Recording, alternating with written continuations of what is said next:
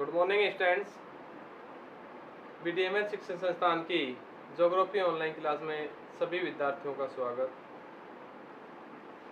हम मानव भूगोल की बात करते ह्यूमन ज्योग्राफी की, जिसमें मानव के अधिवास की बात की गई थी। मानव के अधिवास,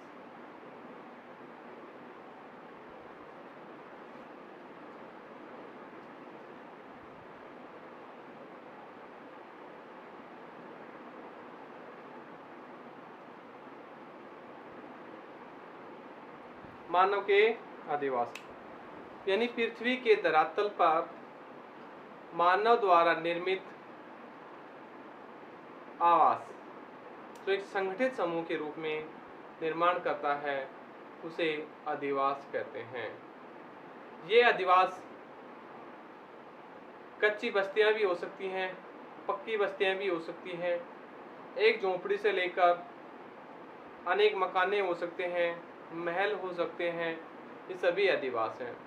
अधिवासों की जो उपयोगिता के आधार पर बात करें, अधिवासों की बनाने के लिए क्यों महसूस किया गया कि अधिवास बनाने चाहिए? मनुष्य स्वयं की सुरक्षा के लिए, अपनी संपत्ति की सुरक्षा के लिए और जंगली जानवरों से अपने आप को बचाने के लिए, अपने पशुओं को बचाने के लिए अधिवास की आवश्यकता महसूस की गई। जब मनुष्य ने अधिवास बनाना शुरू किया। अधिवास कई तरीके के होते हैं, स्थायी और अस्थायी। कई जो अस्थायी होते हैं, जो पशुओं को ऋतुओं के अनुसार, समय के अनुसार एक स्थान से दूसरे स्थान पर ले जाते हैं, वह स्थायी। और जो कृषि कार्य करते हैं और साथ साथ पशुपालन भी करते हैं, वो लोग स्थायी अधिवास बना लेते हैं ताकि अपना जीवन एक सुसंगठित तरीके से व्यतीत कर सकें। बढ़ती हुई जनसंख्या के कारण अधिवासों की संख्या लगातार बढ़ रही है। बढ़ते हुए तकनीकी सुविधाएं, शहरीकरण, औद्योगिकरण के कारण इन आवासों की संख्या लगातार बढ़ रही है। तो आवासों की परिभाषा है, पृथ्वी के धरातल पर मानव द्वारा निर्मित और विकसित आवासों के समूह को आवास कहा गया है। एक विडाल डेला ब्लास है, उन्होंने भी आवास की परिभाषा दी है कि पृथ्वी पर यानी धरातल पर स्वयं मानव द्वारा स्वयं की एवं अपनी संपत्ति की सुरक्षा के लिए जो संरचना बनाता है, वो आवास कहलाती है। आवास की जो उपयोगिता है, अपनी आर्थिक, सामाजिक, धार्मिक आदि आवश्यकताओं की पूर्ति करने के लिए बनाई। अब है आवास की उत्पत्ति यानी अधिवास की उत्पत्ति।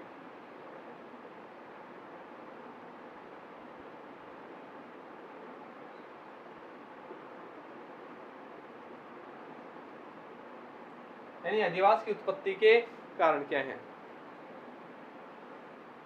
मानव ने अपनी विकास यात्रा में जब संग्रहण और आखेट की स्थिति को धीरे धीरे छोड़ते हुए कृषि कार्य और पशुपालन में अपना ध्यान दिया, जिससे वो उनकी सुरक्षा के लिए आवास की महसूस की गई। साथ ही साथ अनाज भंडारण के लिए प्राचीन समय में जो पशु थे वो आवारा अधिक घूमते थे। इन आवारा पशुओं से अपने आप को सुरक्षित रखने के लिए आवास महसूस की गई, जिससे आवास की उत्पत्ति की गई। मनुष्य अपने एक संघर्षशील जीवन के लिए अपनी प्रतिकूल स्थिति, अनुकूल वातावरण के कारण ये आवासों की उत्पत्ति की जाने लगी। धीरे धीरे जनसंख्या बढ़ती गई और बढ़ती हुई जनसंख्या के कारण लोगों ने एक संघर्ष की स्थिति उत्पन्न हुई, एक भय की स्थिति उत्पन्न हुई, तो एक समूह में रहना शुरू किया। यानी अगर मनुष्य समूह के अंदर रहेगा, एक संगठित रहेगा, तो बाहरी आक्रमण से अपनी सुरक्षा करवा सकता है। यानी बाह्य क्षेत्रों से जो भी आक्रमण होते हैं, उनसे अपने आप को बचा जा सकता है। और धीरे धीरे बढ़ती हुई जनसंख्या के दबाव के कारण ये आवासों की संख्या लगातार बढ़ रही है। यानी नगरों का आकार भी लगातार क्या हो रहा है? बढ़ रहा है। जो 5 वर्ष पूर्व मिस्र, यूनान, सिंधी, तजला फतला की घाटियों में इसके विशाल भंडार मिले हैं। 5000 वर्ष पूर्व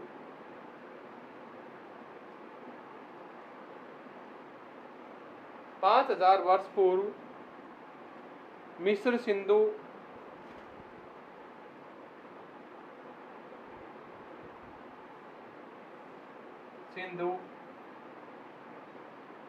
दजला, फरात आदि जो नदी घाटियां हैं उनमें आवासीय नगरों की उत्पत्ति महसूस की गई है।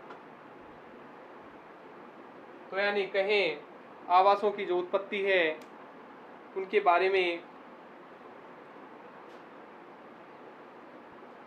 मानव संग्रहण और आखेट की स्थिति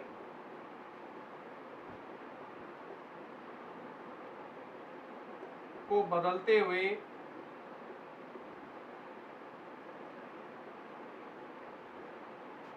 पशुपालन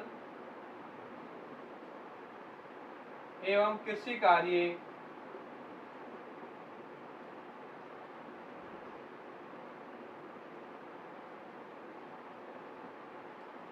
करने लगा।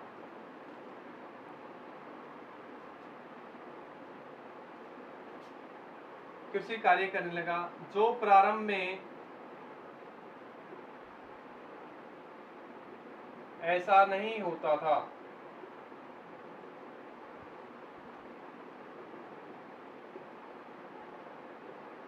परंतु धीरे धीरे मानव ने अपनी स्थिति को सुधारा।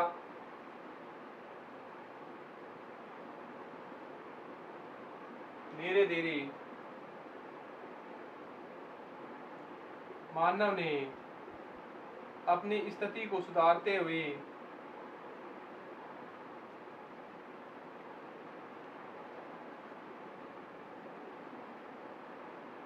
वे अपने एवं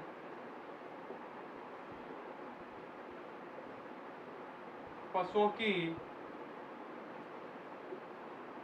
सुरक्षा महसूस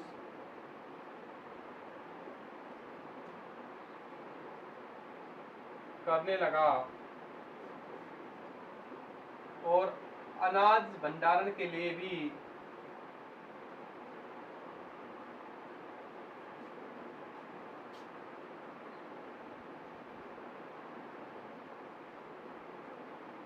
आदिवासियों की आवश्यकता महसूस की गई।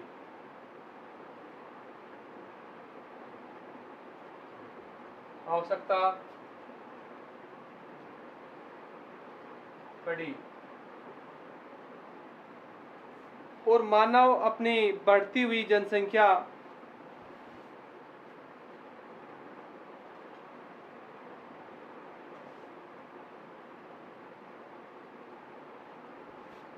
बढ़ती हुई जनसंख्या के दबाव के कारण संघर्ष की स्थिति में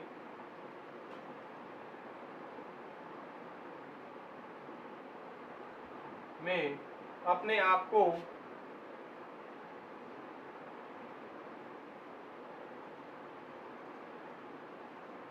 सुरक्षित रखने के लिए आवास बनाए। तो ये थी आवासों की उत्पत्ति के बारे में। धीरे धीरे जब आवासों की स्थिति को समझा, धीरे धीरे जब आवासों की स्थिति को समझा और जनसंख्या वृद्धि होने लगी तो उन्होंने परिवहन तकनीकी सुविधाएं का विकास हुआ और लगभग 5000 वर्ष पूर्व दजला, फरात, सिंधु और मिस्र की जो घाटियां हैं उनमें विशाल नगरों की उत्पत्ति हुई। बढ़ती जनसंख्या के कारण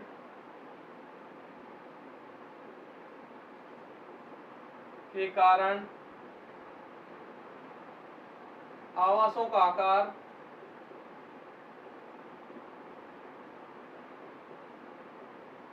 आकार बढ़ने लगा और साथ ही साथ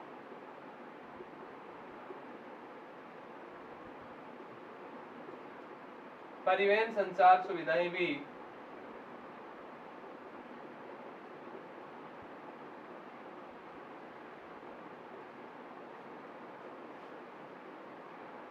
बढ़ने लगी।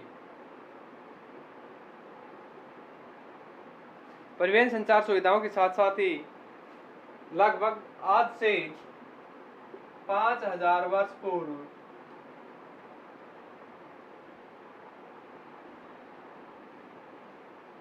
5000 वर्ष पूर्व मिस्र, क्वेश्चन आता है यहाँ से, मिस्र, सिंधु, दजला फरात नदी घाटियों में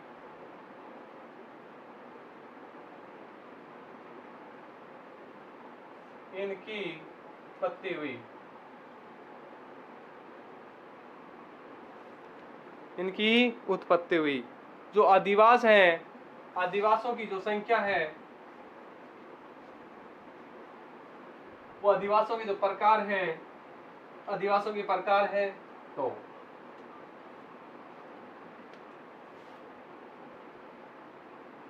आदिवास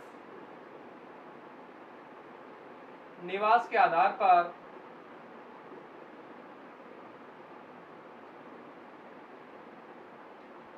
दो भागों में बटे हुए हैं। पहला अस्थायी और दूसरा स्थायी। अस्थायी जो अधिवास हैं, ये प्राचीन समय में जब मनुष्य अपना जीवन यापन घुमक्कड़ स्थिति में करता था, पशुचारण के लिए या आखेट के लिए, संग्रहण के लिए, उसके बाद धीरे जो परिवर्तन हुआ था, स्थानांतरित कृषि का रूप लिया था, उस समय अस्थायी अधिवास थे। बाद में धीरे धीरे मनुष्य ने अपने आवास को एक जगह स्थापित करने की कोशिश की और उन्होंने अपने तकनीकी विकास के साथ साथ अपनी जनसंख्या को वृद्धि की और पशुपालन के साथ साथ स्थायी कृषि अपनाने लगा। तब से स्थायी अधिवास बने हैं।